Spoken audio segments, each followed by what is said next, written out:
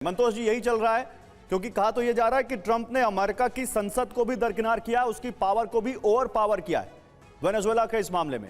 America में क्या इसको लेकर बात की जा रही है मंतोष जी? अमेरिका मोस्टली शांत है। द एरिया जो आपने दिखाया कि यहाँ आंदोलन हुए, ये प्रोग्रेसिव एरिया पहले से था। इसमें कोई नया चीज नहीं था कि ये वेनेजुएला में हो गया है तो लोग प्रदर्शन करने रोड पे निकले हैं। वो एंटी ट्रंप वोट बेस का एरिया ऑलरेडी था। तो कोई मैं जो देख रहा हूँ यहाँ पे कि हाउ द न्यूट्रल वोटर्स या कोई एडिशनल वोटर जो पहले ट्रंप के विरोध नहीं करते थे वो रोड पे आए हैं वेनेजुएला के एक्ट पे। ऐसा कुछ देखने को नहीं मिल रहा है। शांत है अमेरिका। अगर देखेंगे अदर देन प्रोग्रेसिव एलिमेंट्स से जो लोग राइट कर रहे हैं कि नहीं होना चाहिए, कांग्रेस से अप्रूवल नहीं था, बहुत लोग ये मान के चल रहे हैं कि ये होने वाली स्थिति थी। ये मदुरो वाला सिनेरियो आज का नहीं है। पिछली गवर्नमेंट में जो ट्रंप के पहले की गवर्नमेंट थी उससे भी उसकी अदावत रही है और ठीक ठाक स्थिति नहीं थी।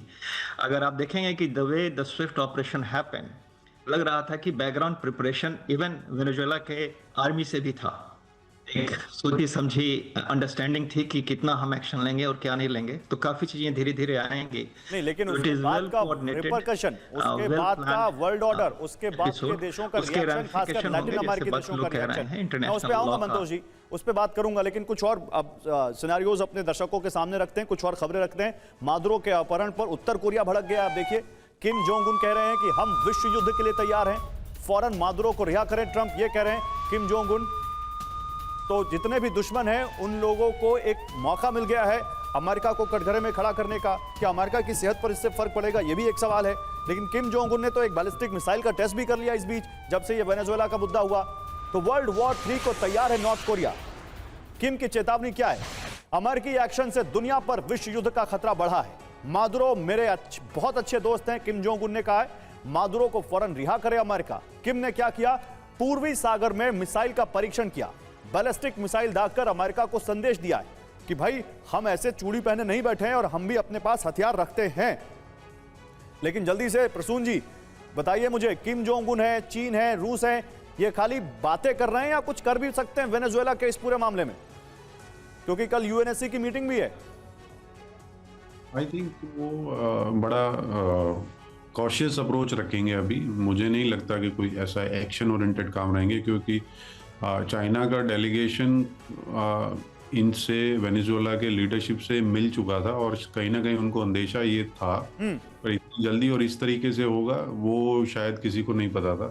तो मुझे लगता है चाइना का भी लिमिटेड एक रिएक्शन रहेगा। ज़्यादा कुछ वो ग्राउंड पे कर नहीं पाएंगे, पर हाँ उनकी इन्वेस्टमेंट्स हैं, तकरीबन 100 बिलियन का उनका लोन है या ऑयल ट्रेड है। तो अभी अगर शायद रिसेंटली वॉल स्ट्रीट में एक स्टेटमेंट आया है कि प्रेसिडेंट ट्रंप बोल रहे हैं कि वेनेजुएला से ऑयल एक्सपोर्ट और बढ़ेगा चाइना को आने वाले समय में। तो मे बी वो कहीं ना कहीं चाइना के जो कंसर्न्स हैं उनको कहीं एड्रेस करने की कोशिश कर रहा है यूएस।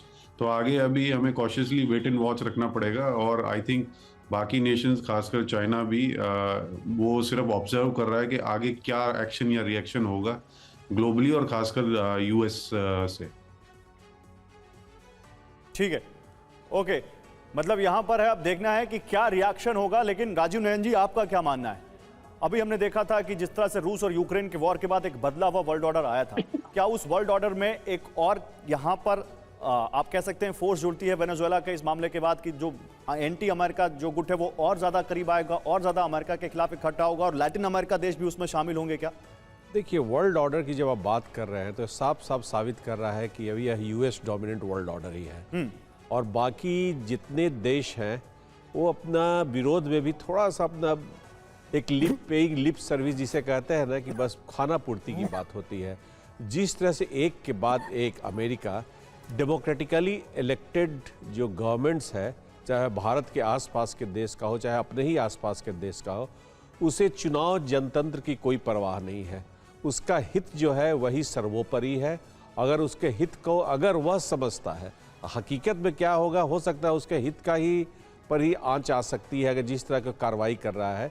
लेकिन वह जैसी समझ रखता है कि वह उसके हित को नुकसान होगा, तो वह किसी भी स्तर तक जा सकता है और उसकी कहीं भी कोई भी रेसिस्टेंस नहीं हो रहा है। प्रोटेस्ट होते हैं लेकिन रेसिस्टेंस नहीं है। और जो अब बात अपने कई देशों की, आप पाएंगे कि यही 10-12 देश यूनाइटेड इंटरनेशनल ऑर्गेनाइजेशंस के अंदर हो, कहीं भी हो, वो थोड़ा बहुत अपना एक रिजोल्यूशन पास हो जाता है कि हाँ ऐसा नहीं करना चाहिए, लेकिन उसके आगे कुछ नहीं होता है। अमेरिका जो चाह रहा है वही हो रहा है। अंतर्राष्ट्रीय कानून का मजाक बन गया है। अभी बोल भी खुद अमेरिकी अखबार जो कि ऊहा-पोह में है, डिलेमा में है कि क्या कहे इसे। ये ट्रंप का पागलपन से तो हर कोई, चाहे ट्रंप के व्यवहार से, पागलपन अगर नहीं भी कहते हैं तो एक व्यवहार उसकी जो नीति से हर कोई तबाह है। लेकिन अब पाएंगे कि अमेरिका के वैसे समाचार पत्र जो कि अब ट्रंप का विरोध भी करते हैं, उन्हें भी समझ में नहीं आ रहा है क्या करें। जैसा भी किसी ने बोला कि बाइडेन भी उसको रिकॉग्नाइज नहीं कर रहे थे वेनेजुएलन प्रेसिडेंट को, तो अब वो क्या करें। तो अब देखिए वो बोल भी रहे हैं कि आर्टिकल 2 पैराग्राफ 4 यूएन चार्टर का पूरा वायलेशन हुआ है।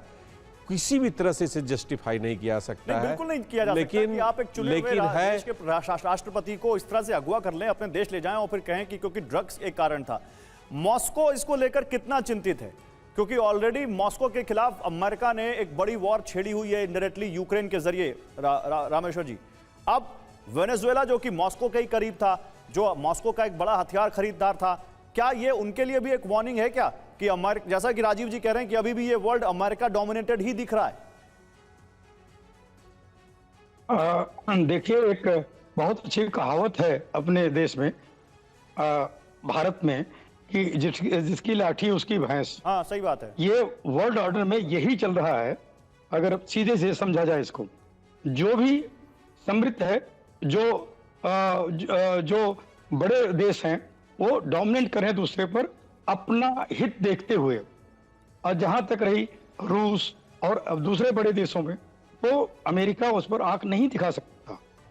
उसको देखना चाहिए, वो देख रहा है किसके ऊपर उसको क्या करना है, वो चीजें वो जानते हैं। जिसको वार्न करना है, चाहे वो डेनमार्क हो, चाहे वेनेजुएला आप देख रहे हैं, चाहे वो ब्राजील हो, चाहे दूसरे ऐसे देश हों, जिसको आंख दिखा सकता है, उसको दिखा रहा है। वो करेगा नहीं करेगा वो अलग चीज है, लेकिन एक वर्ल्ड ऑर्डर बदलता जा रहा है। आप आज नहीं, कितने दिनों से पनामा में आप देख चुके हैं, हर जगह क्या हुआ। सही बात है। में रेजोल्यूशन पास हुआ, सारे लोग उसका रिजल्ट क्या निकला, कुछ नहीं। तो इसलिए जो है, जो आज बिजनेस हो रहा है, उसका केवल बातचीत चल रही है और उसमें जो है कुछ आगे होने वाला नहीं है अमेरिका। नहीं, लेकिन एक सवाल है जिसमें मैं संजय सोई जी से सवाल लूंगा। एक शंका यह है कि इतनी स्विफ्टली अमेरिका की फोर्स मादुरो के कमरे तक घुस जाती है, उनको पकड़ती है और उनको लेकर चली भी जाती मात्र 59 सेकंड में, कहीं कोई रेजिस्टेंस नहीं। क्या ये ऐसा रियल दिखता है या इसके पीछे एक शंका है कि कोई फिक्सिंग भी हो सकती है?